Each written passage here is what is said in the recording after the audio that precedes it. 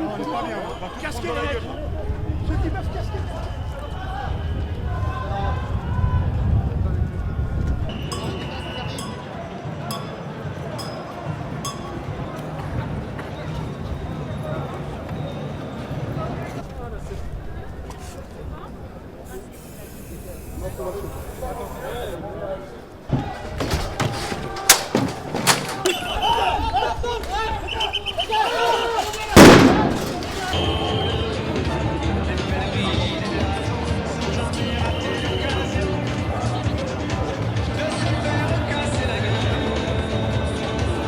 Une semaine après l'élection du président de la République, c'est plus qu'important qu'il y ait du monde dans la rue.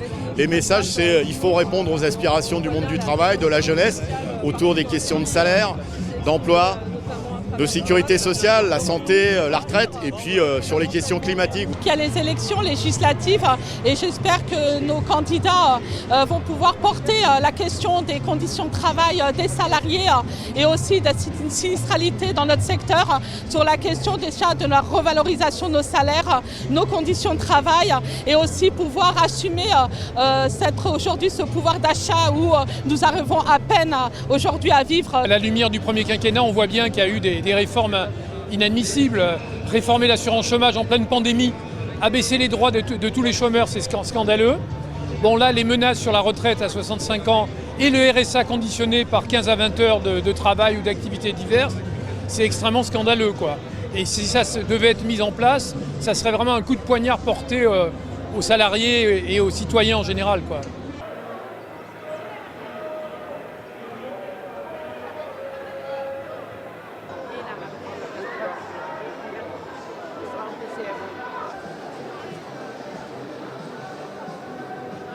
Qu'il soit réélu, sincèrement, ça n'a pas trop d'importance pour moi. Mais le 1er mai, j'ai toujours manifesté et je continuerai même le lendemain d'une élection présidentielle. Pour les retraites, ça serait bien d'y avoir une petite augmentation pour les ouvriers, quoi. Cette petite retraite à 65 ans, ça, c'est pas possible. Ça fait déjà beaucoup de soucis. 65 ans, c'est pas fait pour nous, quoi. Pour ceux les pensionnaires, dans le bâtiment, voilà. Le travail pénible, c'est pas possible.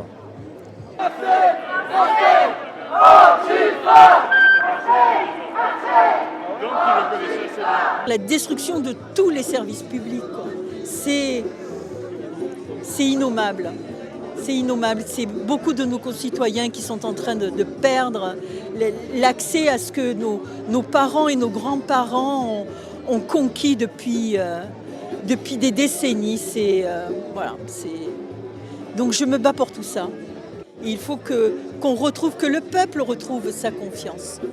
Il faut que le peuple prenne en main son destin et ne soit pas à la botte de l'économie.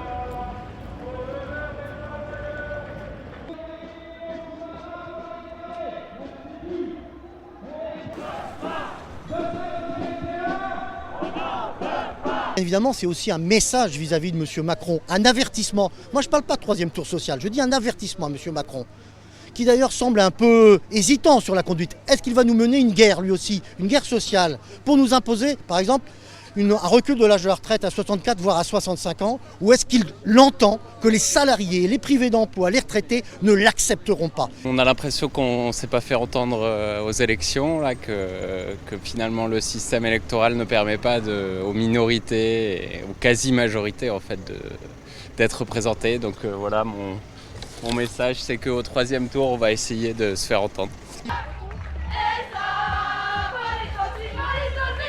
Pas